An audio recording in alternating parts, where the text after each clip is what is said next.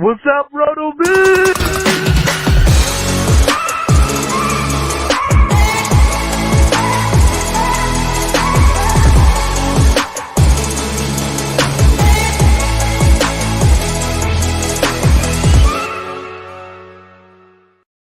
All right, welcome to the Week 4 RotoViz Fantasy Football Podcast Fantasy Projection Show. I'm Curtis Patrick, joined by Dave Caban, two of the owners here at RotoViz, and we have really had fun engaging with the live viewing audience, and we hope that it's translating well to podcast format as well.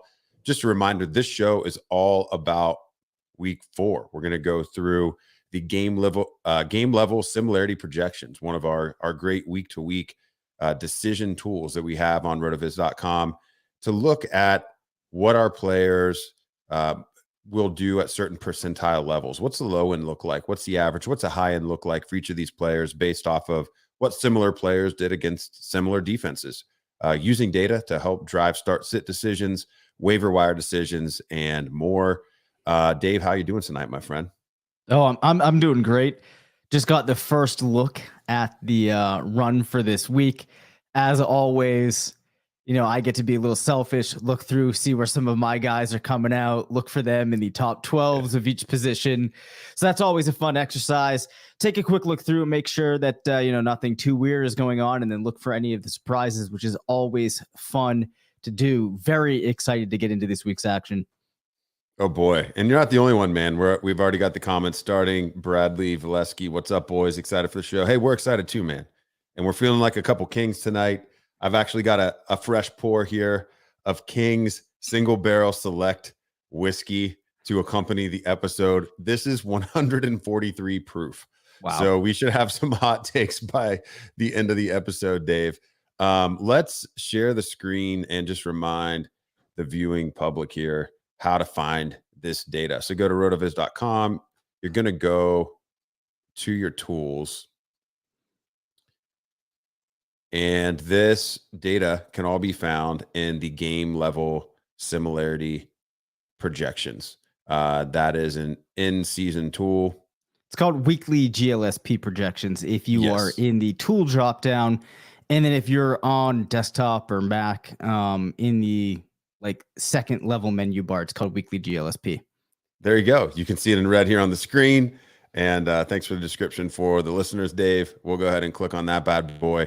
It's going to bring up the full data set. I'm zoomed way in. It's not going to look quite this obnoxious, but it translates way better to a live stream if I zoom in here. It's going to look something like this, and it's going to pull up a focus player.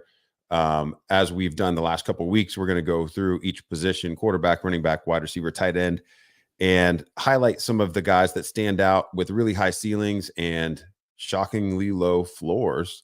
And then we're going to take some start-sit questions along the way at each position, and then we'll do a little bit of a flurry at the flex position at the end of the episode. So go ahead and get those questions in to the chat. We'll be sure to read those in case people listening on the podcast tomorrow have a similar question about one of their players too. Hey, Josh Curtis. Taylor says, cheers. Car Ramrod says, what's up, RotoViz?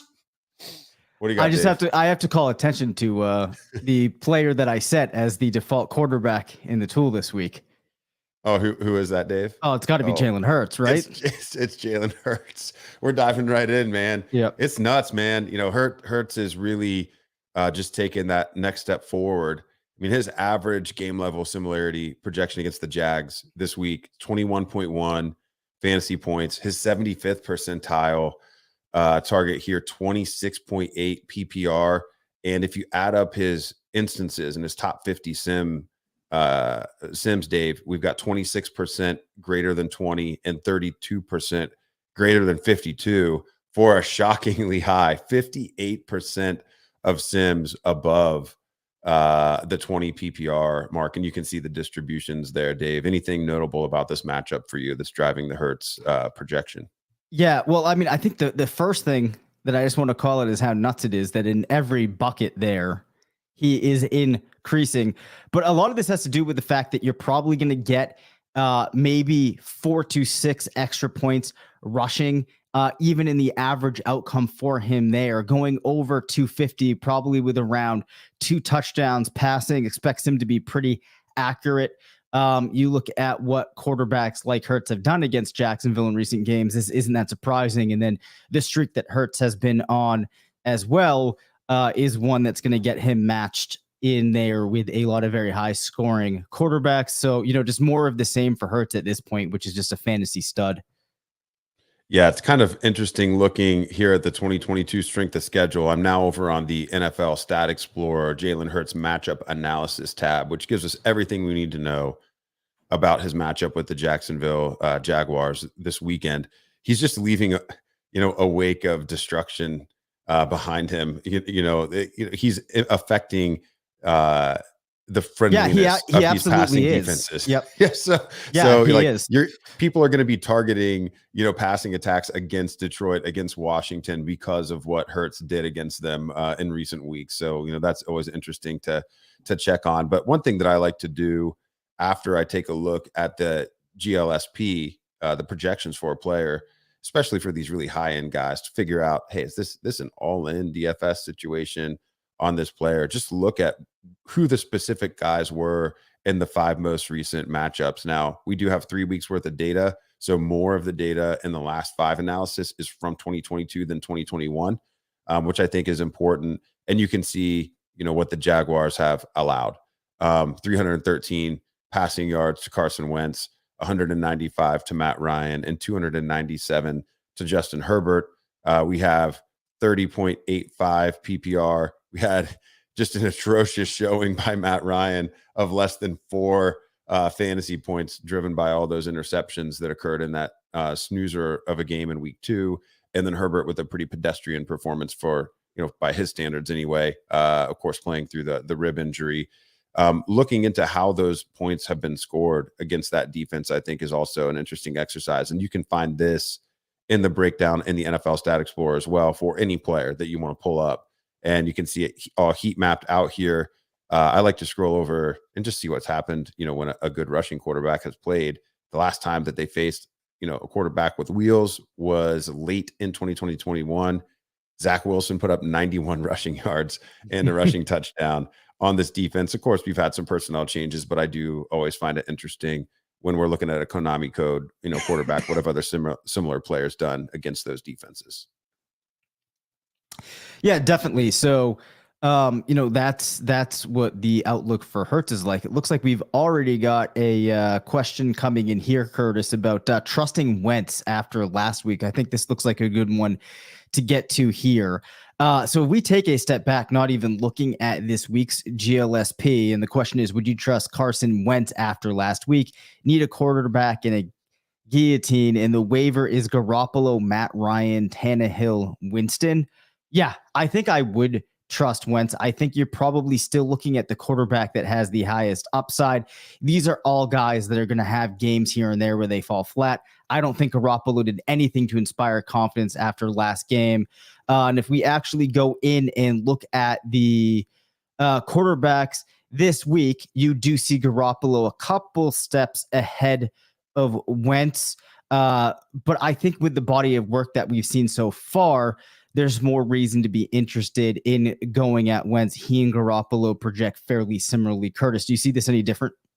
Not really. It looks like they have similar 50th and 75th percentile projections, but Wentz actually about a half point higher from a floor perspective versus Garoppolo. Yep.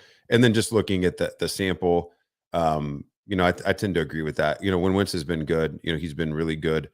And, we can even put him head to head with Garoppolo since they rank most highly. That's another cool function of the tool. So let's just see what their distributions look like and get a sense of that for, this viewer, really make it obvious for him.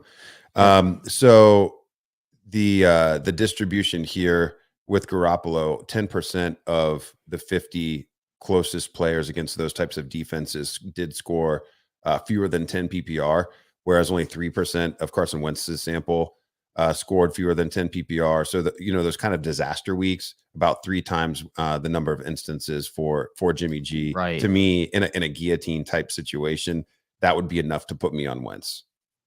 Yeah, I think that really sums it up. Good way of looking at that there. As I was looking through the results for this week, There's two names that I want to mention here, Curtis, because we see Marcus Mariota popping up fairly high in the GLSP for a couple of weeks now, and he's continued to be somebody that delivers through the lens of this is a player that people are either grabbing off of the waiver wire or they're subbing in off their bench where they need help. So I think it's notable what he's been able to achieve, and it looks like that could continue. I mean, this week even you see that 24% of his 50 matches went for 25 or more points. So he's been able to string together, a compelling campaign as a streamer at this point. The other name too of a player that is easy to overlook is Geno Smith. But again, if you are in leagues where there's not a lot of options available for you, he's another player that has been doing okay from that perspective, and the GLSP continues to put into the range of being one of the better streamers. Now, he does not have a tremendous amount of upside, but if you look at his distribution this week, it's very concentrated between 10 to 20. Lots of times when you're looking at streamers, there's more than that 10% falling underneath the 10% buckets where he's currently at. Yeah, Geno, I guess Geno's been better than I expected him to be. And, he has supported Lockett and Metcalf to slightly better than pedestrian numbers the last couple of weeks. The team now having Rashad Penny and Ken Walker available to kind of cycle through in the backfield, looking for the special recipe that's going to work for the team, I think is notable. Geno, you could do worse than Geno. I want to go back to the quarterback tab and see if there's anybody else that maybe isn't that same range, but just has a higher ceiling. Geno coming in at quarterback 14 in terms of his average output. That's the same, I guess for to draw attention to it is the same range as Aaron Rodgers and Kirk Cousins this week. Of course, we can ignore Dak Prescott. The tool does not know that he is not playing. Trevor Lawrence, Tua, who we'll have to monitor a little bit. And then, we get into some names that I think are far less interesting.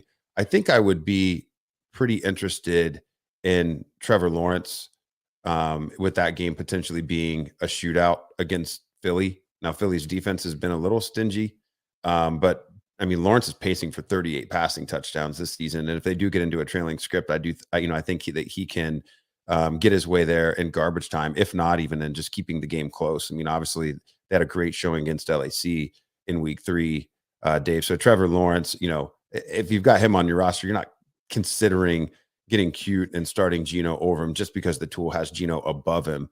But I think that is illustrative, if Geno or Jimmy G or any of these quarterbacks that are showing up in that top 14, top 12 range are available as streamers, you can start them with relative confidence.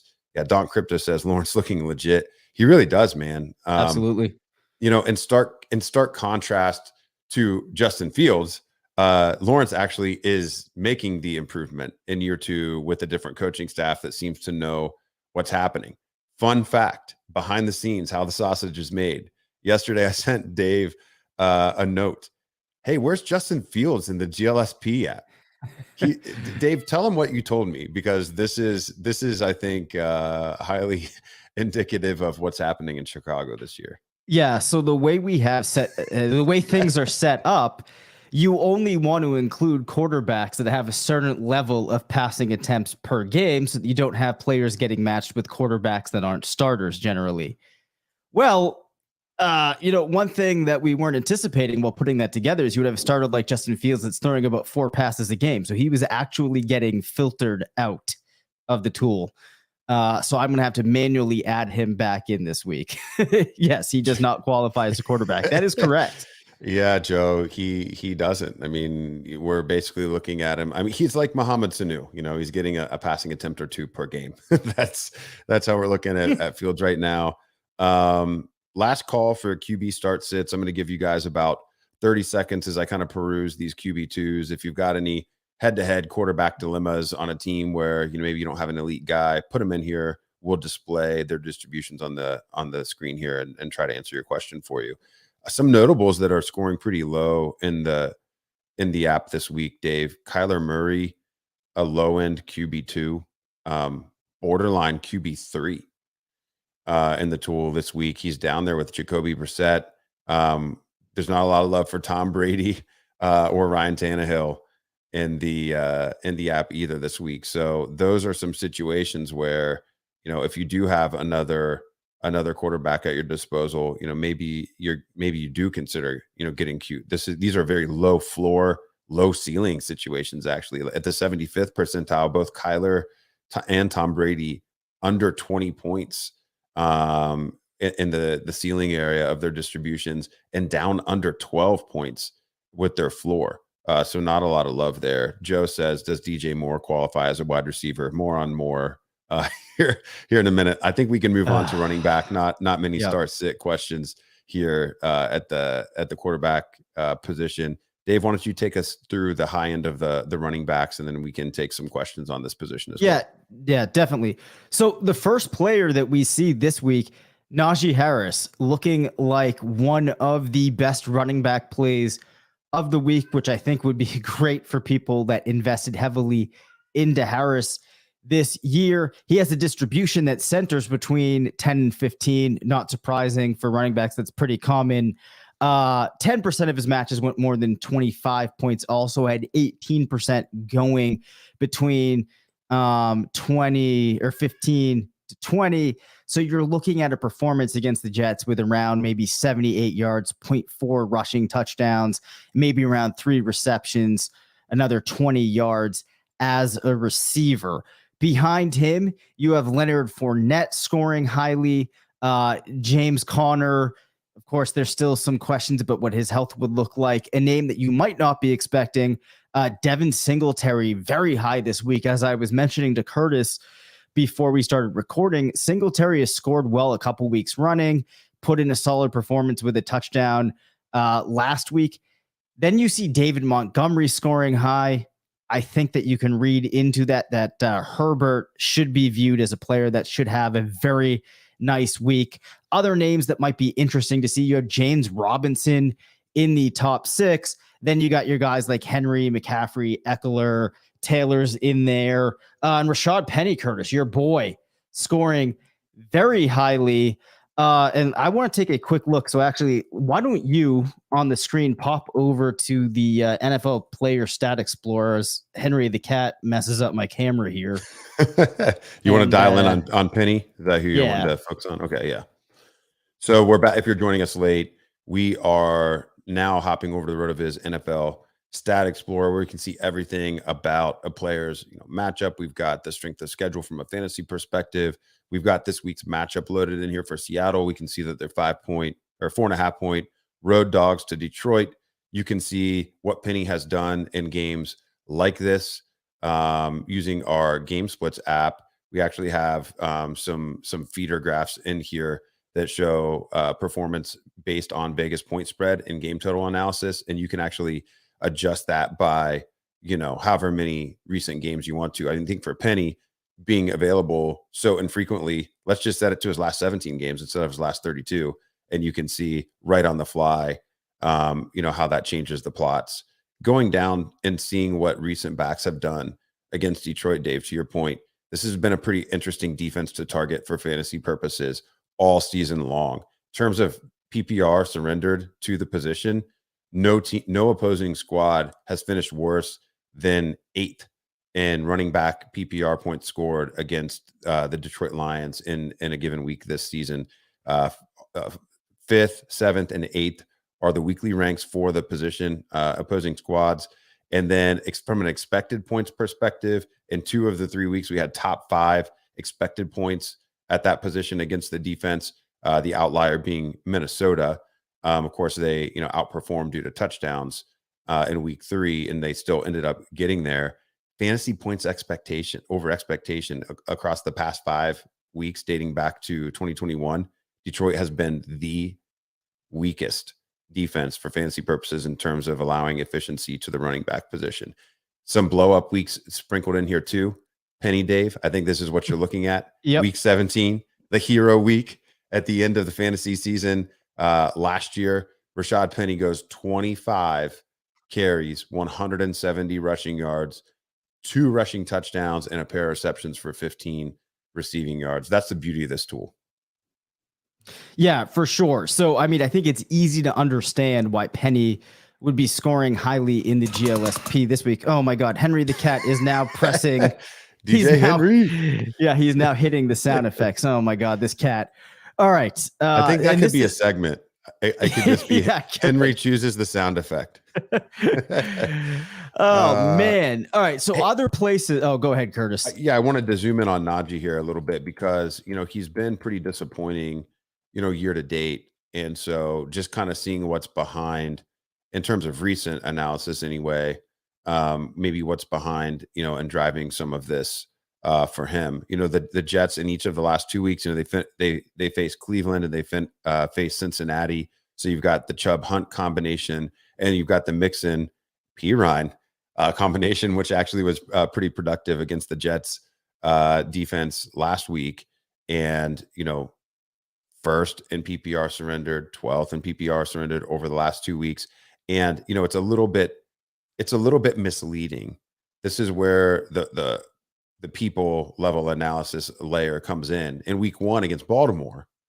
The Jets allowed the 30th most points to running back position. Of course, that's because Lamar Jackson did all the rushing against this squad. So if we were to layer in the quarterbacks there, it would look equally gross. They did allow 3 rushing touchdowns to Cleveland, and then they allowed the receiving touchdown to the position against the Bengals. Naji's a player that gets his, volume myriad ways, so we're just looking for him to be pretty healthy. This is a game where Pittsburgh is favored at home. There's a potential that Zach Wilson makes his debut in the 2022 NFL season this week. The Steelers, obviously trying to probably slow this game down, limit the total number of possessions that Mitch Trubisky can make mistakes. And so I can get behind Naji having his best week of the season this year. I don't know if I see him as this week's fantasy RB1 like the GLSP app does, but the fact that it's pointing to him as the RB1 and not something like the RB18, I think directionally, we can agree is pretty exciting. Yeah, definitely. Now, one name that I wanted to call attention to here, you have Ezekiel Elliott getting back into RB2 rankings in the GLSP, a spot that he has not necessarily been a fixture, heading from last season into this season. So he's a name that you might feel a little bit better about. Also, the Cowboys offense operating a little bit better than maybe some would have thought last night, with Cooper Rush actually stringing together a fairly nice game. Now, we did get a question about J.K. Dobbins from a GLSP perspective. It has him as the RB30, coming in with around 11 PPR points. Now, of course, there's some context there that it wouldn't know about. I agree. It did look like they were being cautious with him. I guess the question here for you about him being a sit versus the Bills would depend on what the rest of your team looks like. I will say this, though, across the teams that I have, I don't think that he's going to be playing on maybe more than like 25 to 30% of them. Curtis, do you have any different read on that? And like I said, some of this depends on context, probably.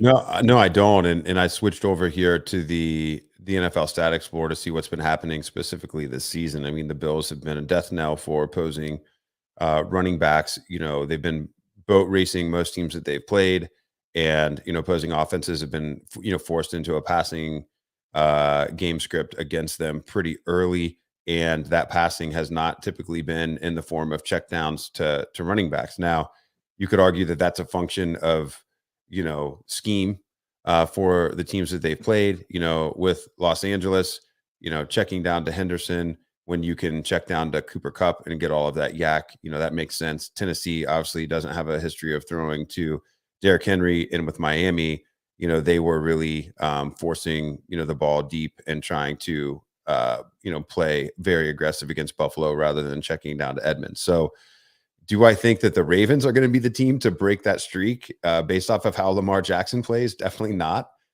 So I tend to agree with the app that, Dobbins might be another week away. I think in week 5, potentially it will be the week that we want to get back to using Dobbins. He's going to be facing the Bengals that week in a divisional game where, the Ravens have a lot of familiarity But also the Bengals have a lot of familiarity with how to play against Lamar Jackson. So perhaps they'll have a little bit more of a balanced attack that week.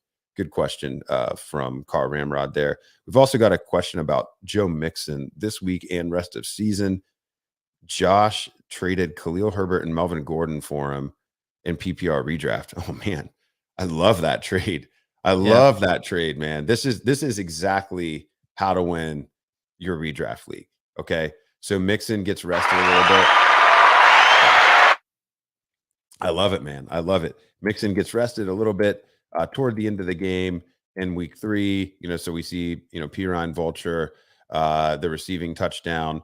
You have Herbert breaking out in a big way, but the team is already saying that David Montgomery is a little bit more day-to-day versus the initial reports where it was going to be potentially a week-to-week situation. So I don't even think Monty's necessarily going to sit down this week. And if Monty doesn't sit down this week, Herbert's definitely more of like a should I, could I, would I flex discussion versus an automatic RB2 starter.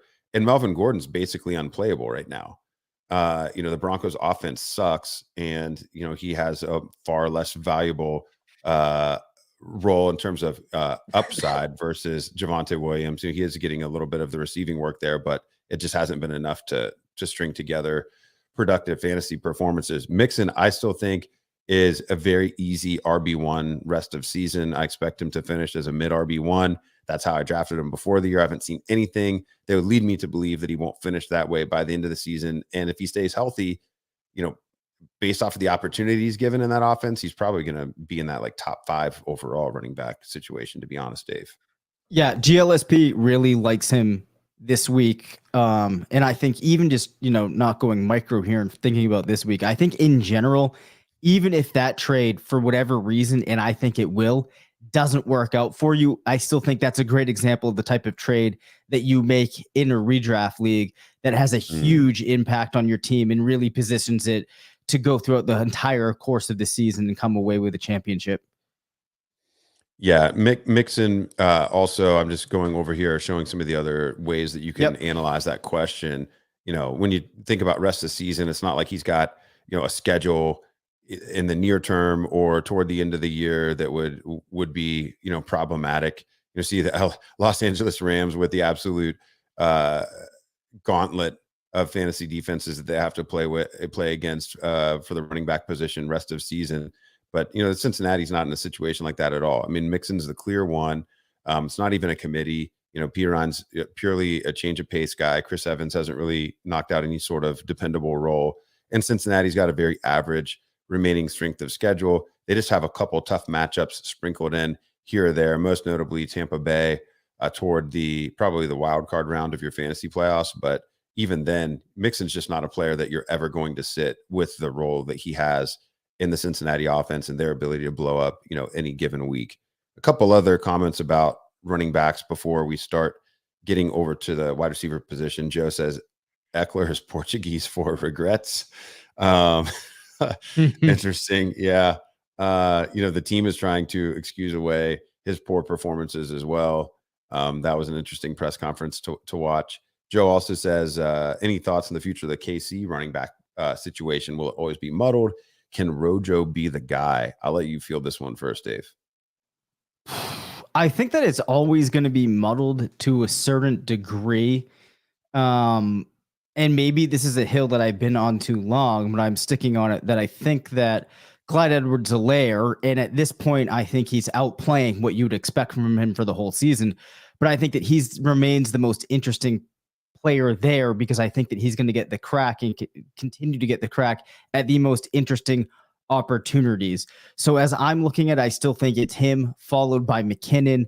I don't think that we see Rojo getting into the mix, but I don't think we're ever going to have a situation where there's a clear defined RB1 in that backfield.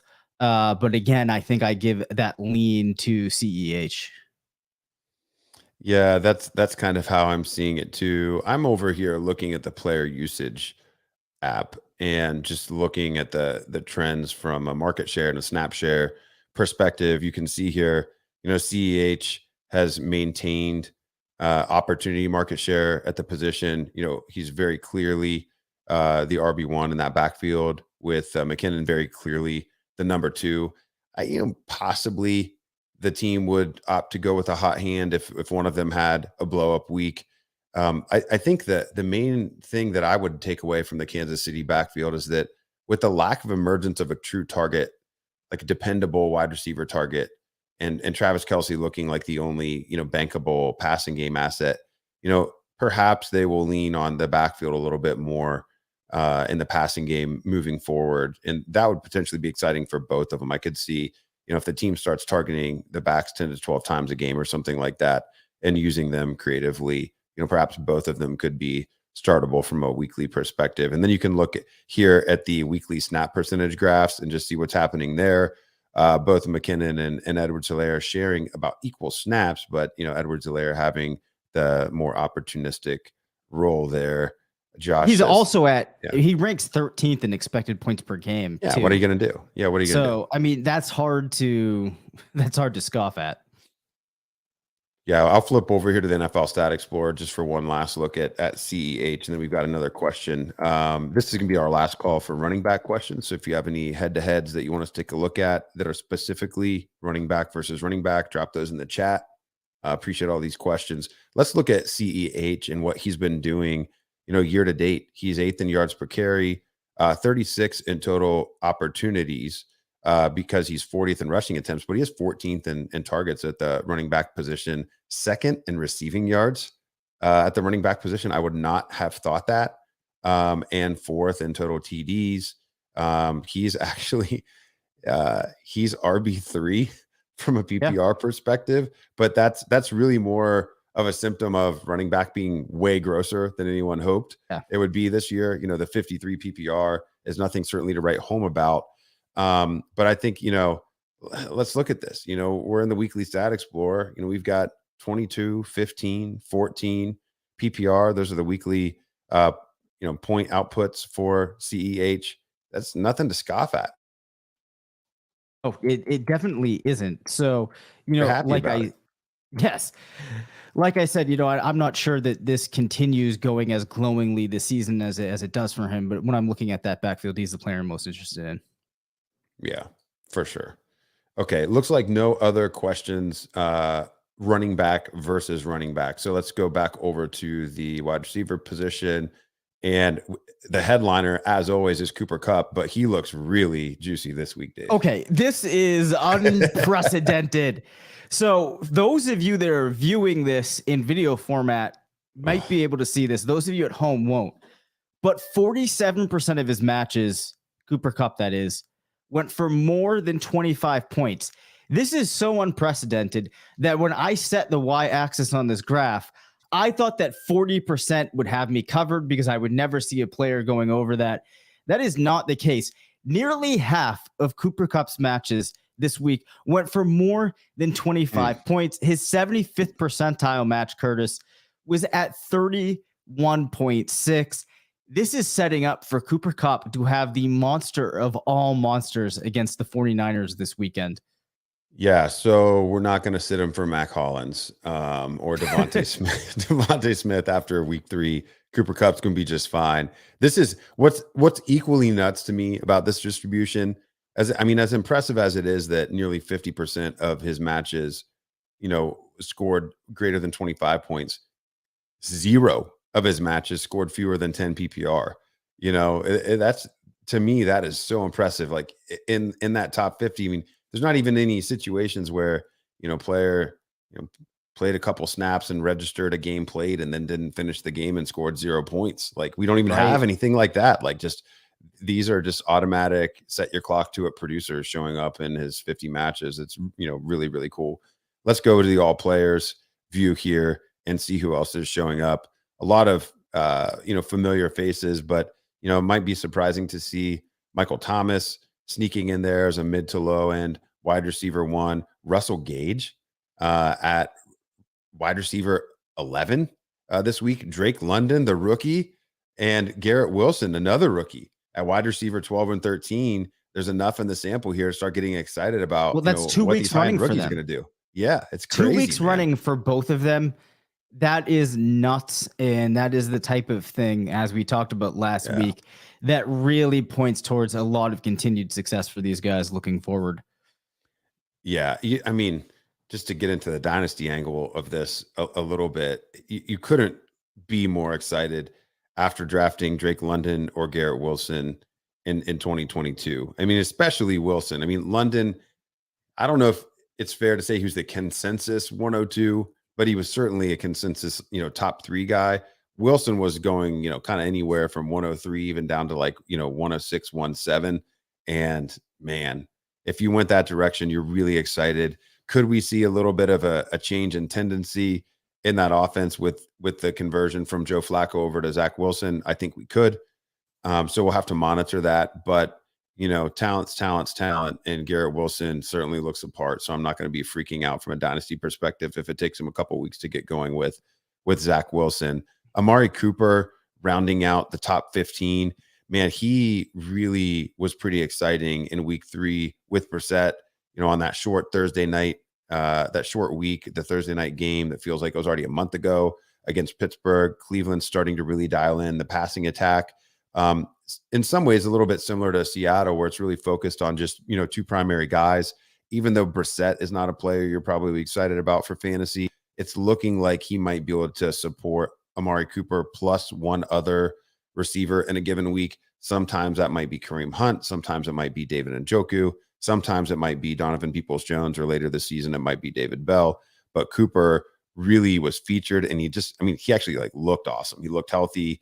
He looked spry. He was getting a lot of separation. So that was pretty exciting for me as a Browns fan. Let's get into these wide receiver 2, Dave. This range, anybody popping for you here in this portion of the sample? Yeah, well, I think we got to call out Greg Dortch, which remains interesting. You also see Jacoby Myers and Devontae Parker getting in there. Now, Myers was out in the week 3 game, but we got to see Parker kind of step up and take a larger role in that offense. Of course, there is the Mac Jones element, and we'll have to see if things settle out. If Brian Hoyer comes in, I'm not exactly sure what to expect for New England, and you might have to write these off. But I think those are 2 names worth considering. I think the other players that I wanted to Tyler Lockett. I think it's worth noting too that we see him coming in around wide receiver 18 this week. If you have not adjusted, we talked about Geno Smith being all right earlier, and that has actually allowed Tyler Lockett to do the things that he needs to do to be able to land in this range right now. If you were to take a quick look at his game logs, you'll see that though he started off just 4 targets in week 1, he was at 11 in back-to-back weeks, 2 weeks with 9 receptions, went over 100 yards in week 2. As a result of that, the GLSP is expecting that Lockett sees around 8 targets, 6 receptions, 77 yards with a chance at a touchdown, with about 0.5 expected touchdown. So he's a player that I wanted to highlight. And if we go a little bit further, Curtis, into the GLSP rankings at wide receiver this week, we see Zay Jones falling firmly into wide receiver 3 range. And we also see Josh Palmer, another player that's been a popular waiver wire ad, getting into the mix right around guys like Curtis Samuel, Terry McLaurin, and Tyler Boyd. So there are options that you might turn to that you perhaps weren't expecting to be, possibilities for your lineup this week. Yeah, those are all great names in the wide receiver 3 range. I wanted to dial into Lockett a little bit, and we can look at Metcalf too in the Seattle offense. I think that's an interesting passing attack to highlight here from a start-sit perspective, because I have tons of both of those guys in Dynasty, not so much in redraft. I just wasn't attacking that offense very much, save Penny and Walker. But you've got to get yourself to a point where you feel pretty comfortable starting, both of these players. And Detroit is certainly a situation where you're really going to want to probably start your wide receivers against them, right now. When you look at what's been happening this season, they allowed 155 receiving yards, 10 receptions to A.J. Brown back in week 1. Washington put up really impressive numbers. Of course, that was the really big week for Carson Wentz. Leading the way was Curtis Samuel with a line of 7 for 78 yards and a touchdown in nearly 23 PPR. And then KJ Osborne, team wide receiver 3 for Minnesota. After Detroit seemed, hell-bent on stopping Justin Jefferson at all costs, it was just, one of the other guys finding his way to production, and Osborne being the beneficiary of that for 573 and a touchdown. When you look at what that defense has surrendered, all in all, 4 receiving touchdowns over the last 2 weeks, at least 150 receiving yards allowed to the position in each of the 3 weeks this fantasy season, and a lot of air yards. And, over the last 2 weeks, they surrendered the 4th most air yards to wide receivers back in week 2 and the 12th most air yards to wide receivers in week 3. Seattle has talked about, taking the cuffs off of Geno Smith a little bit now that we're in week 4. The team has outperformed expectations this year, and they're, you're hearing all the beats say it's time to trust Geno. Pete giving some of that mantra too. Pete's not a guy that, we're able to trust a lot, but, again, Metcalf and Lockett have kind of been getting there, limping there to fantasy production year to date. I think it'll be interesting to see what Detroit does in terms of, trying to stop Metcalf or Lockett, but I could certainly see one of them having a pretty healthy production this week. Now, we do have some questions starting to come in. Do I start Gabe Davis or Chris Olave this week? Rashad Wilson. Let's go back and see what the GLSP tool says, and then we can see if we agree, Dave. Man. Yeah, let's put those into a comparison here, because that's a fun one. It's possible. Okay, yeah, there's Davis. All right, and then Olave. So if we take a quick look at this distribution here, Curtis, I was actually looking on your screen. I'm having trouble reading it, so you can run with this one. Zoom in here. So we've got Gabriel Davis with a 14.3 average PPR in his top 50 matches. Chris Olave with just 10.7. What I will note from the master player list in the tool this week is we saw both Michael Thomas and Jarvis Landry slotting inside the top 30 at the position. So the tool does like somebody for New Orleans to produce a lot this week. And, with there being 3 different guys who have done it, I think that is notable. Olave has certainly had the most valuable targets and has been, really the featured weapon of the offense. So, kind of weighing that, let's get into the specific matchups for each of these players this week and see if we can, find anything telling about, what they're going to be facing. We're going to go back over here to the NFL Stat Explorer and take a look at Gabe Davis. I think with Davis, the grain of salt in week 3 is that he probably came back too quickly. He was questionable all week and then trending towards maybe even being a game time decision. And then, he ends up playing, doing his job for the team. He's playing Baltimore, man. He's playing Baltimore. And this is like a start all your dudes against Baltimore at the position situation. The secondary is just allowing everybody to run wild. And, I would certainly expect Baltimore to score a lot of points, which means that, Buffalo is going to be trying to keep up, or vice versa. Either way, this game, I think, shapes up to be a shootout. It's really hard to imagine sitting any high-end wide receiver against the Ravens defense. We can look at what Olave's got, but I doubt the matchup is this big. And so when you also take into account what the GLSP is telling us, I would probably trend towards starting Gabe Davis. We've had a couple guys stand out.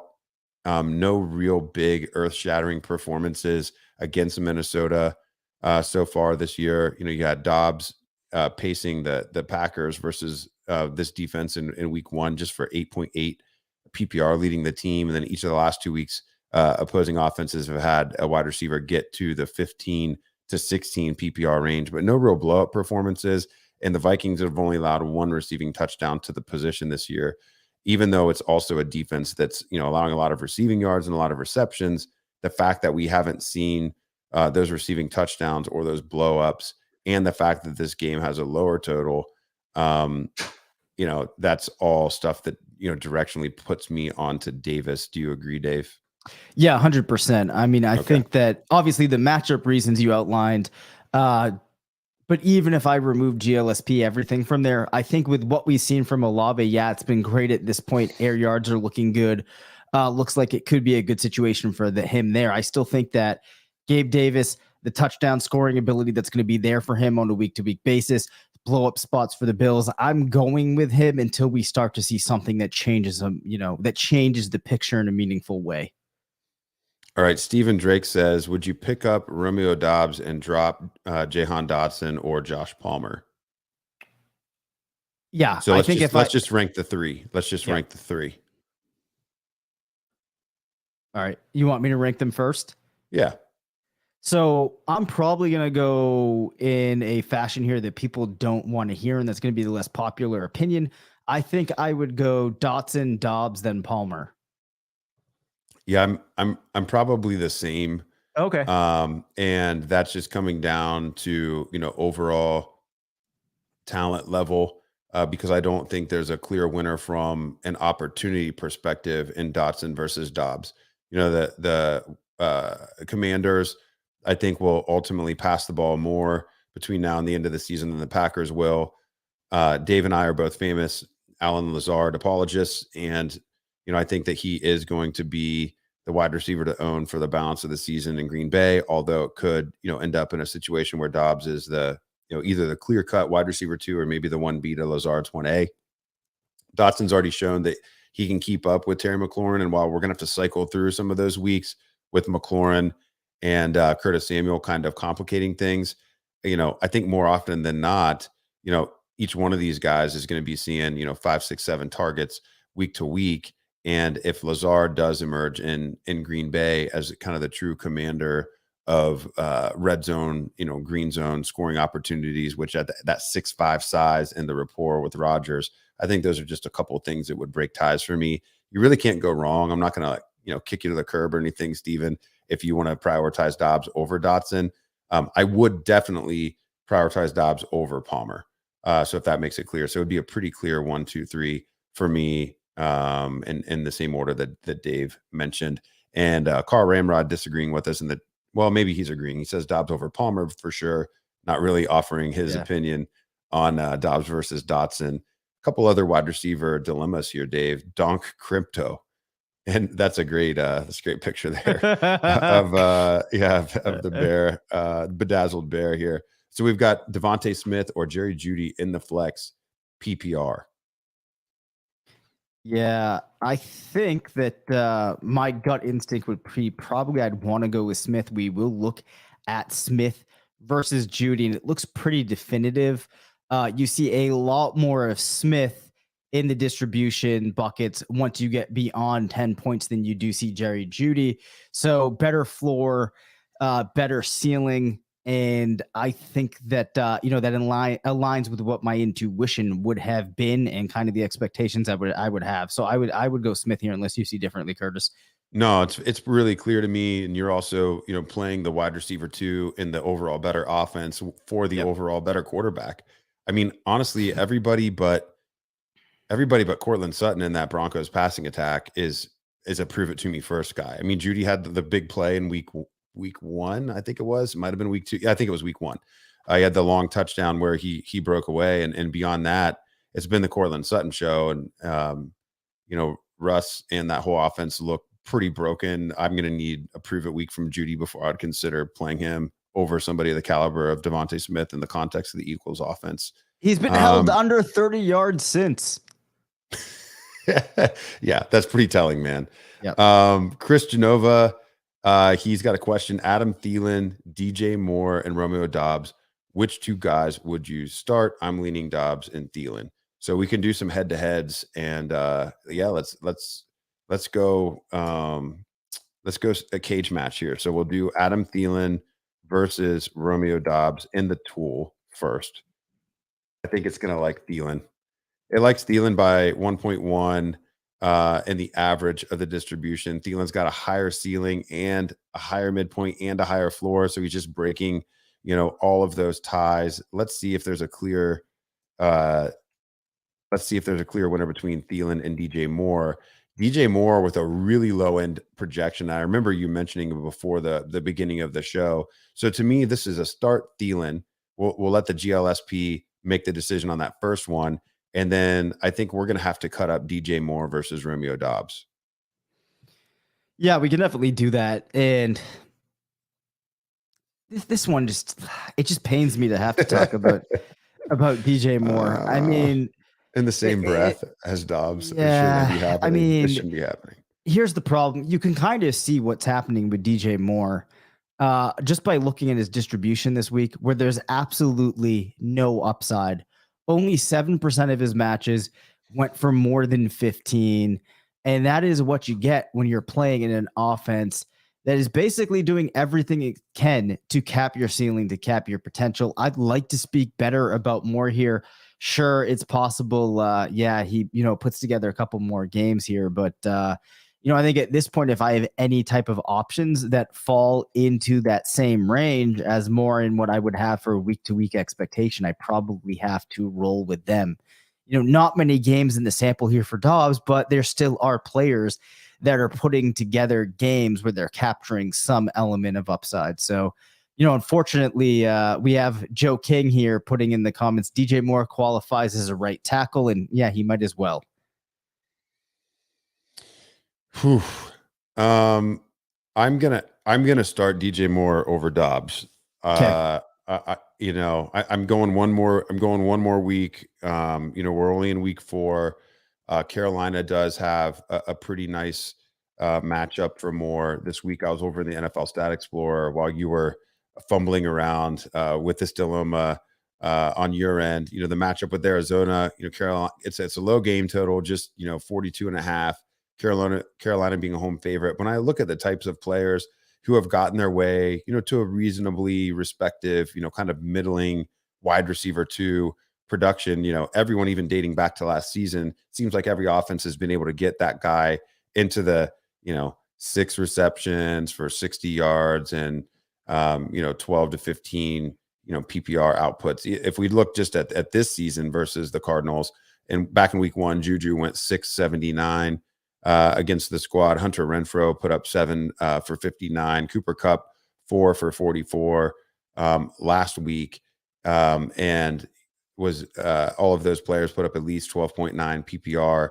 With the Packers being heavy home favorites against the Patriots, and the Patriots playing a backup quarterback, this sets up as a game that the Packers will just shorten and run the hell out of the ball. So,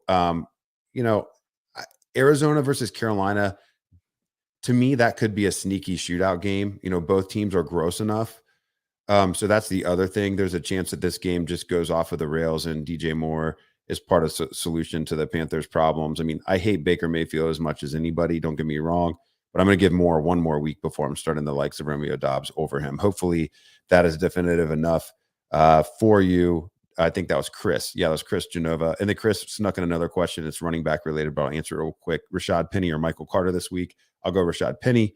I don't care that it's half PPR. That actually makes me feel even more strongly about that. A couple more wide receiver questions. Josh Taylor says, I need to start 2 of Christian Kirk, Cortland Sutton, and T. Higgins.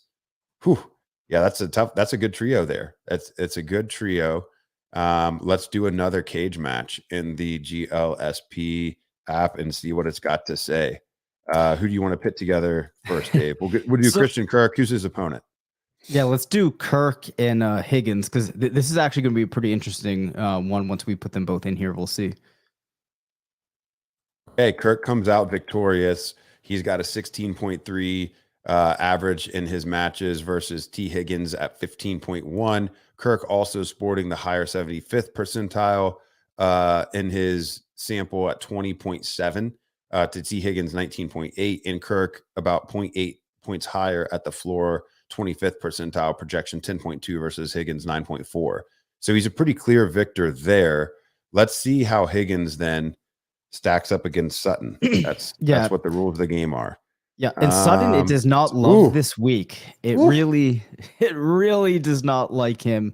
So if we dig in just a little bit on that, I'll just add a couple of notes here to give some context.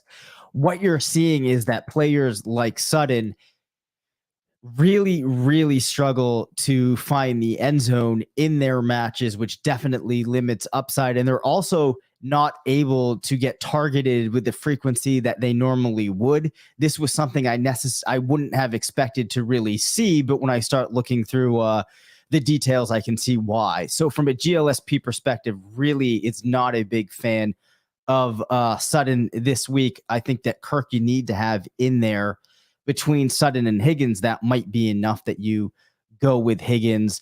And I also think, if we're looking at the teams, there's some compelling reasons why we would go towards Higgins. But what do you think, Curtis? It's pretty tough sledding against these Miami and Vegas secondaries for the wide receiver position so far this year. Of course, the Miami is just such an interesting case when we're talking about the Higgins matchup. Higgins is going to be at home. They're 4-point favorites against the Dolphins. What is Tua's situation going to be? With his health, he had the back/concussion issue last week. So is he going to be fully right? And it's been all over the board. You had New England as Miami's first opponent. They can't throw the ball against anybody. So, to look at the Dolphins as a tough matchup just because they played, piss poor passing offense doesn't really seem fair. And then you've got, Baltimore Ravens again, who pass to the tight end position, and you have Lamar Jackson functioning in that offense a little bit of a different way. So it's not surprising that the Baltimore wide receiver core would have graded so lowly against Miami, keeping that PPR output down. They finally play a talented group of wide receivers against Buffalo in week 3.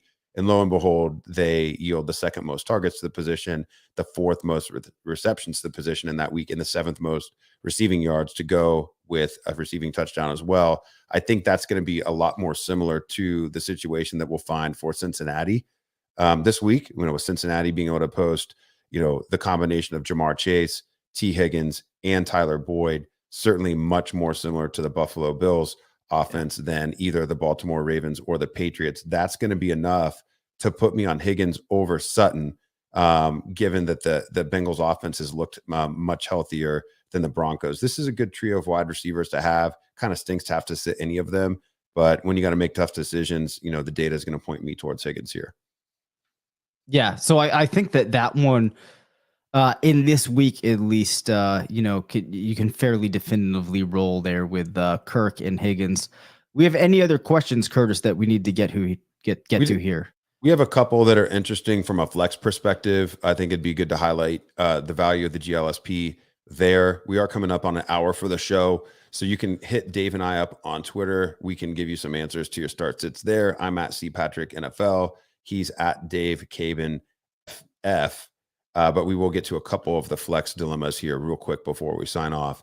This is a real big one.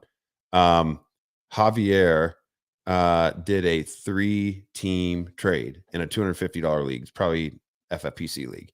Let me know what you think. I traded away DeAndre Swift, Mike Williams, Deontay Johnson, Darrell Henderson, Jeff Wilson, and Dalton Schultz. Oh my God, he traded half his team away, Dave. Okay, so he traded Swift, Williams, Deontay, Darrell Williams, Jeff Wilson, and Dalton Schultz. He received CeeDee Lamb, Michael Pittman, George Kittle, A.J. Dillon, and Cordero Patterson. And this is a dynasty league. So he traded away, let me rank these players. He traded away Swift, Deontay, and Dobbs. Swift and Deontay and Dobbs, those are all probably, if it's a single quarterback league, those are all top 50 assets. No other top 50 assets. We got CeeDee Lamb, Michael Pittman, George Kittle, and A.J. Dillon. So 3 top 50 assets, but 2 of them are top 24-ish with CD and Michael Pittman. You get Kittle at the tight end position, who I do like a tick above Dalton Schultz, still just from a talent perspective. And I like A.J. Dillon better than Darrell Henderson or Jeff Wilson. So I'm going to say you won the trade. Both teams, I'm curious that you were able to get that deal done. I'm curious that you were able to get that deal done. There's a lot of moving parts there, but I do think you came out ahead. Joe says at this point you can't sit Christian Kirk. Russell Wilson tuning into the show tonight, Dave. I love it. Russ not busy eating some Subway. No, he's not. Double He looks ready fisting to Subway and getting dangerous somewhere. Okay. He looks ready to play, man. He looks ready to play. He says, "I'm 2-1. Who do I start? Devin Singletary, Dameon Pierce, Travis Etienne, Cam Akers, Chase Edmonds. It's 12-team PPR. I'm going to start. I would have a hard time sitting Dameon Pierce against most other running backs right now with how the team's using him. In the GLSP, I mean, the ties that it's going to break using Singletary this week. If you remember the running back segment earlier in the show, Devin Singletary was the RB4 this week. And, Travis Etienne does not have the most valuable role there in Jacksonville. Cam Akers' snap share and usage is trending up. Chase Edmonds, the Dolphins seem to be using running backs more just because they're there, but they don't seem to be like a real driving facet of the offense right now. I'm going with Singletary and Pierce, though I wouldn't blame you for going Akers over Singletary. Dave, do you want to break the tie on Singletary versus Akers there as the other running back to start this week? Oh no, it's Singletary. I don't think there's really much of a conversation. All right, Russ. Well, I hope your fantasy team performs better than your actual football team. Ed Jimenez says, I'm going against Derrick Henry and Saquon. Oh, okay. Then he says, have Taylor, Mixon, James Robinson, and Patterson need 2. That's a pretty good quartet this early in the season. Wow. It's got to be, though, Taylor and Mixon. Yeah. Right? Yeah. It has to be. I'm not sitting either one of those guys. Yeah. But man, yeah, nice job. To start your draft with Jonathan Taylor and Joe Mixon, I'm guessing this is probably a dynasty squad because redraft, or it's like an 8-team redraft league.